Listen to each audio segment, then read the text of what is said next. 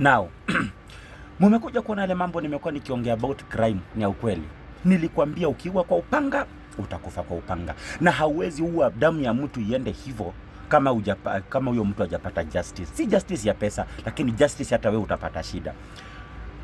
DIG alitumia Talam message akamwambia kwamba I need that man to be disciplined. Talam naye akamobilize vijana. Kumobilize vijana ikabidi sasa wamemfanyia unyama.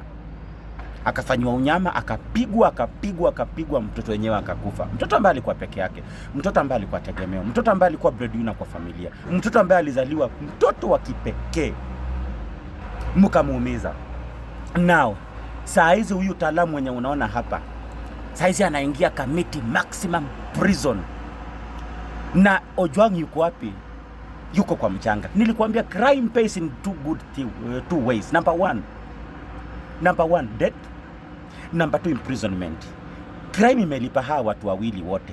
Number 1, Ojwang hakufanya crime, alisema ukweli. Na kusema ukweli, serikali itaki ukweli, wakamuua.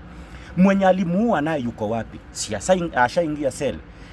Wewe umekuwa na madigrii zako, umekuwa na sheria zako, umekuwa na ukubwa. Zile funguo zenye ulikuwa unafungulia watu cells, hizo ndio zinaenda kukufungulia uingie cells. Ile kichapo umekuwa ukipiga watu cells, hivyo ndio unaenda kuchapwa. Ile chakula maharagwe, sukuma wiki yenye haijaiva, yenye wa mabosi wenzako wamekuwa kikula, ukiwapatia wakikula, you are going to feed on that.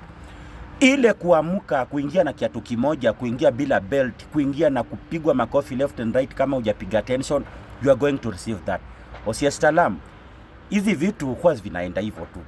Usiwe jaribu kutumia powers kuona watu ni wajinga. You use your powers in a wrong way. Na police officers wenye labda marafiki zangu, usikue mjinga na usikubali kusikiza mambo ya wakubwa wako venye unafikiria.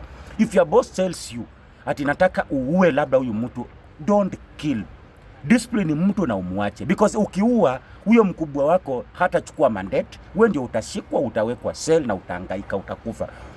Number 1, Talam ashapoteza kazi, hakuna payroll, hakuna payslip, kila kitu, hakuna pension, hata pata chochote. Hiyo aweka X. Kama walikuwa na bibi na watoto wote atapata wamemove na maisha mengine. I'm telling you guys, hawezi uwa kwa upanga. Hawezi uwa kwa upanga ukakufa na matatu. Niliwaambia na nazidi kuambia. Utaua mtu, wewe uliua mtu. Na venye uliua mtu, hata hapo cell, I know you are going to die. I'm telling you the reality, haki ya Mungu. Mkadanganya mzee wenyewe, mzee mwenye alikuwa na chochote, mkamjengia kanyumba hapo nini na nini, mkamdanganya mtampatia pesa kadhaa. Hakuna kitu mlimpatia, ndio huyu sahi. Itabidi mfanye venye mnataka. Meanwhile, stay focused na msikue wajinga.